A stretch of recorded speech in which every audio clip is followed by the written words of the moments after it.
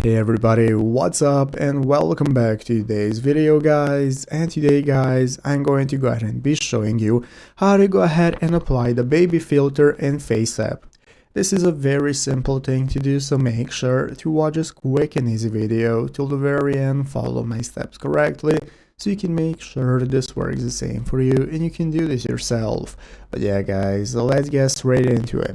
So the first thing we want to do is to go ahead and open up the official FaceApp application if you have not already. So if you do not already have it downloaded, what you want to do is go ahead and open up the App Store on your mobile phone. Open up the App Store, search for FaceApp, find the application and install it. So after installing it and opening it up, this is going to be the home page you're greeted by, from where at the bottom of the screen we can get started with selecting our photos that we want to upload for editing using either our camera roll or the photo gallery option. So once you've done that, now we can get started with editing. Then upload your picture, open it up by tapping on it right here in the menu, and now we can get started applying filters in this new editor mode that's going to open up.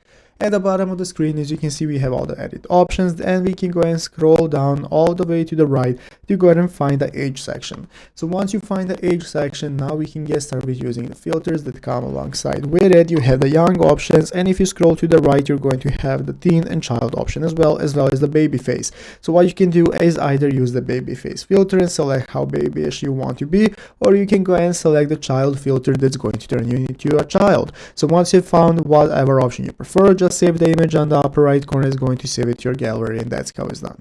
So I hope this video was helpful. If it was, make sure to leave a like, subscribe to the channel. Thanks for watching, take care, and bye.